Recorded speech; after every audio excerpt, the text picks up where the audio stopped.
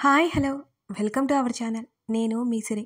ఈరోజు మనం చెప్పుకోబోయే కదా ఇష్టమైన సకుడా పార్ట్ 241. కథలోకి వెళ్ళే ముందు వీడియోని లైక్ చేసి హైప్ చేయడం మర్చిపోకండి. ఇక కథలోకి వచ్చేయండి. గగన్కి కాల్ చేయడానికి అన్నట్టు వేద ఫోన్ వెతుకుతుంటే ధరణి ఒక చేత్తో తల పట్టుకుని కొన్ని క్షణాలు కళ్ళు మూసుకుని తనకి తల తిరగడం ఆగిపోయిందని అర్థం చేసుకున్న తర్వాత కళ్ళు తెరిచింది. ఒక్కసారిగా కళ్ళ ముందంతా నల్లటి వలయం ఏదో పరుచుకున్నట్టుంది. అది చెరిగిపోవడానికి ఆమెకి మరో అరసెకండ్ పట్టింది. వేద గగన్ నెంబర్కి డయల్ చేస్తుంటే ఫోన్ లాక్కుంది ధరణి. వేద ఫోన్ లాగి పక్కన గిరాటు వేసింది. ఏం చేస్తున్నావు వేద? ఆమె మాట చాలా చిన్నగానే వచ్చింది. నువ్వు బాగానే ఉన్నావు కదా? చెల్లి భుజాలు పట్టుకుని అడిగింది వేద. నేను బాగున్నాను, నువ్వు బాలేవు. వేద వైపు చూస్తూ పెదవులు బిగించింది ధరణి. ఆమె మనసులో భారం కన్నీళ్ల రూపంలో బయటపడగా తాత్కాలికంగా ఆ బరువుని దించుకుంది వేద. ధరణి గురించి కాస్త ఆశ్చర్యంగానే ఉంది వేదకి. డాక్టర్ని పిలుస్తాను, నువ్వు కొంచెం తేడాగా కనిపిస్తున్నావు అన్నది వేద. నేను బాగున్నాను. బావతో ఇదంతా చెప్పొద్దు, ధరణి 2 చేతులతో చెంపలు తుడుచుకుంటూ చెప్పింది. వేద ఆశ్చర్యంగా చూసింది. ఏంటి? బావతో చెప్పాలనే కదా కాల్ చేస్తున్నావు? వద్దు వేద. ధరణి 2 చేతులు ముఖానికి అడ్డు పెట్టుకుని అలాగే కూర్చునింది. చెల్లెలి భుజం మీద చెయ్యేసింది వేద. వేద భుజం దగ్గర ముఖం దాచుకుని, నేను బాగున్నాను వేద, బావతో ఇదంతా చెప్పకు. నాకు తెలియదనే కదా ఇన్ని రోజులు నాతో ఏం చెప్పలేదు. మేఘన పోయిన విషయం నాకు తెలియకుండా ఉంచారు అని ధరణి మాట్లాడుతూ ఉంటే, ఆ విషయం నీ దగ్గర దాయాలని ఉద్దేశం కాదు ధరణి అని అన్నది వేద. నాకు తెలుసు వేద, నేను ఉన్న ఆ కండిషన్లో ఆ న్యూస్ తీసుకోలేనని నాకు తెలుసు. అందుకే నాతో చెప్పలేదు. ఆ తర్వాత మీరంతా మర్చిపోయారు. ఈ విషయం నాకు తెలిసినట్టు బావకి చెప్పకు. ఇప్పటికే నా గురించి టెన్షన్గానే గడిపేశాడు.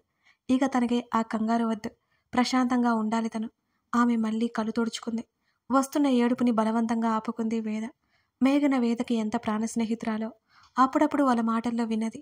ఆ స్నేహితురాలెవరో ఆమెకిప్పుడు బాగా అర్థమవుతుంటే, వేద చేతులు పట్టుకొని, మీ ఫ్రెండ్ కోసం కనీసం నా ముందు ఏడవలేకపోయారు కదా మీరంతా అని ధరణి బేలగా అడుగుతుంటే, ఇదేం కాదు ధరణి, పిచ్చి పిచ్చి ఆలోచన తీసే అన్నది వేద.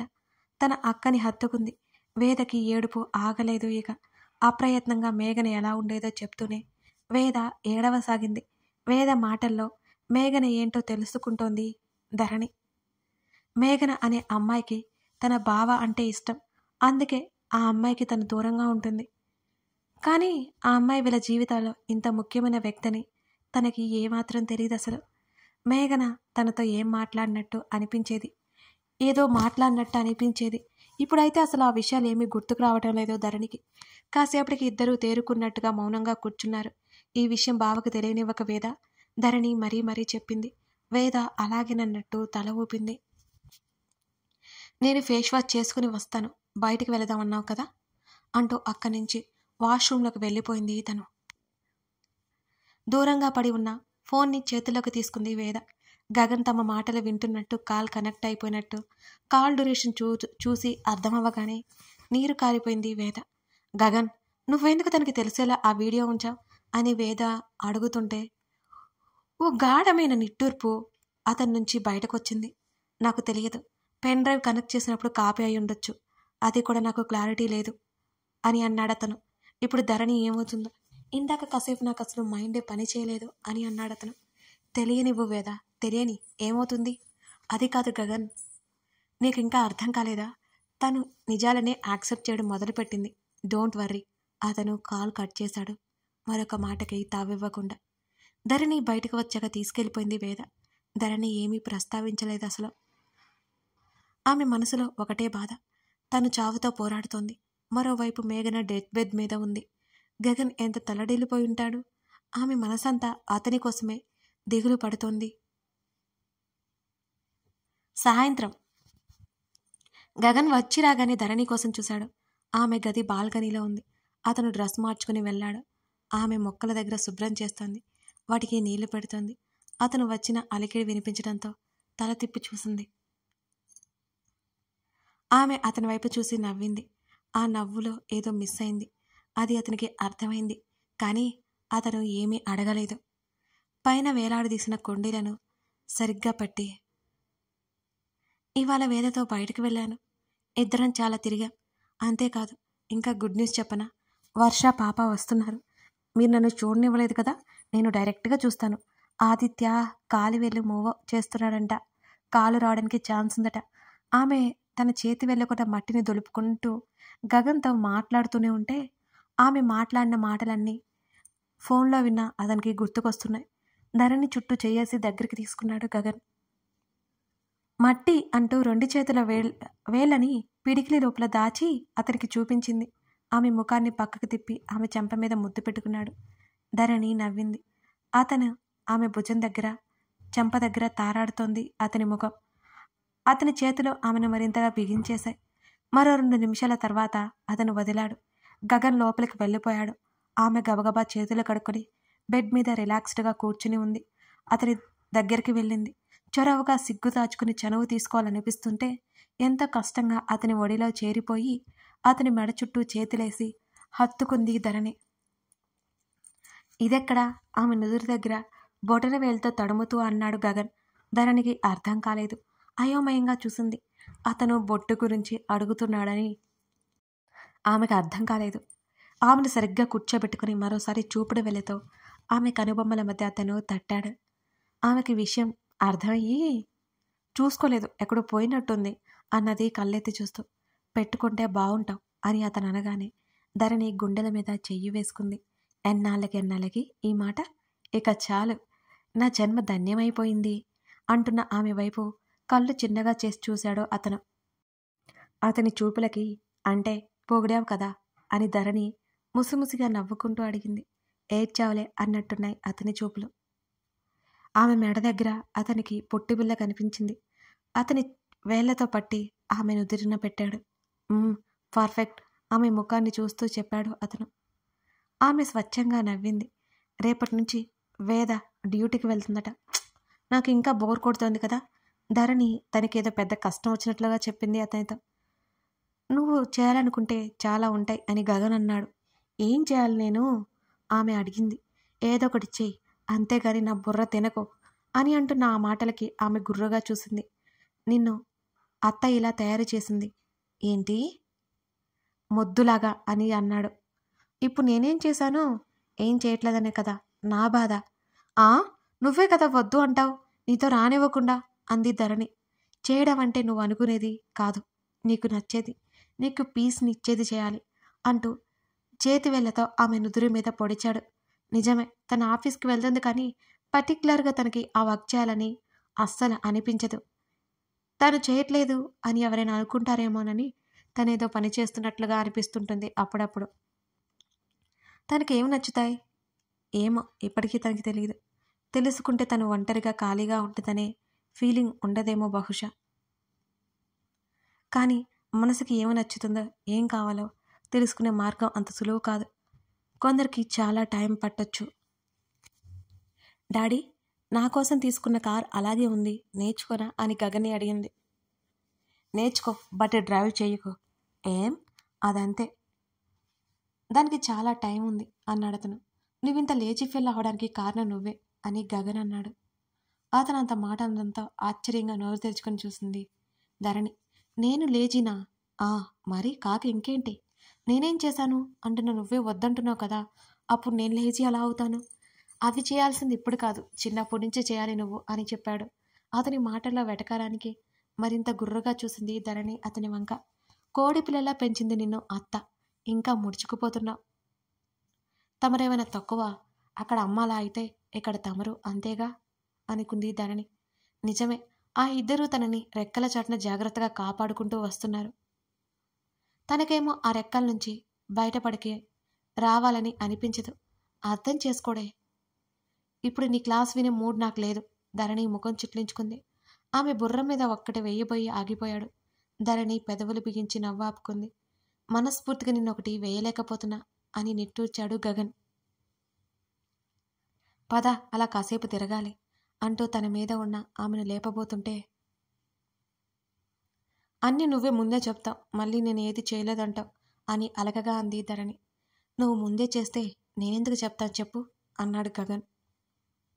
ఏం కాదు, నాకన్నీ గుర్తుకుంటాయి, నాకన్నీ తెలుసు. ఆ మాటకి ఓ చూపు చూశాడు తప్ప అతనేమీ అనలేదు. గీతలు ఏర్పడినట్టున్న అతని నుదురు మీద అప్రయత్నంగా ముద్దు పెట్టుకుంది ధరణి.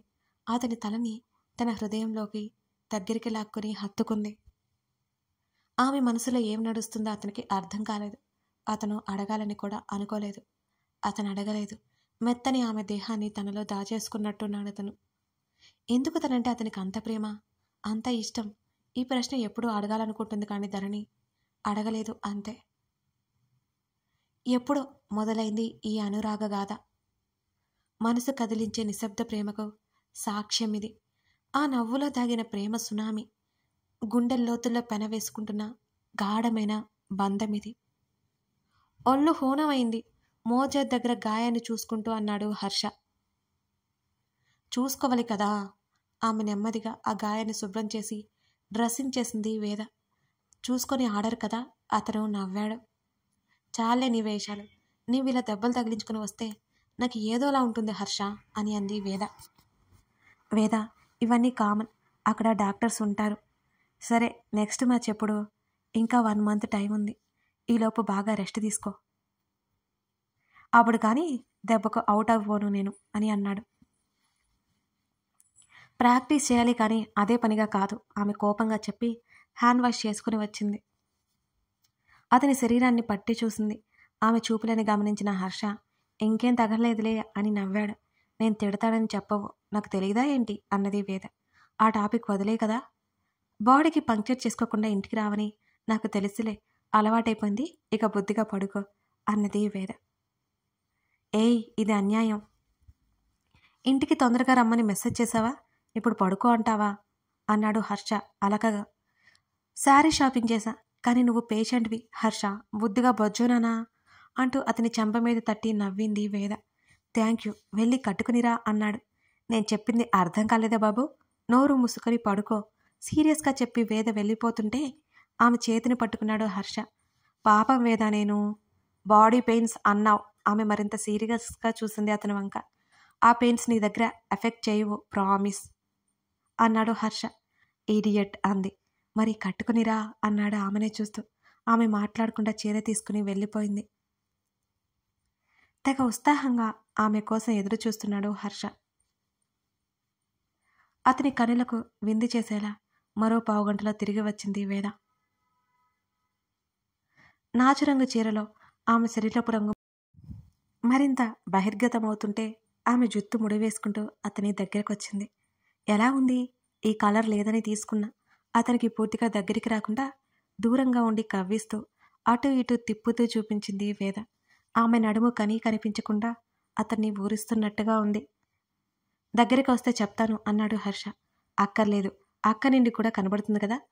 చెప్పడం మర్చిపోయిన హర్ష, అత్తయ్య పిలిచింది, వెళ్ళొస్తాను, నువ్వు పడుకో అని అతన్ని ఉడికిస్తూనే తలుపు వైపు వెళ్ళగానే మెరుపు వేగంతో వచ్చిన హర్ష ఆమెను చుట్టేసి చేతుల్లోకి తీసుకున్నాడు. ఏ హర్ష, పడిపోతాను. ఆమె నవ్వాపుకుంటూ కంగారుగా అరిచింది. నన్ను ఆడుకోవడం నీకు బాగా సరదా కదా, చెప్తారా నీ పని. ఆమెను బెడ్ మీదకి విసిరేశాడు హర్ష. ఈడియట్, నా నడుము విరుస్తావా?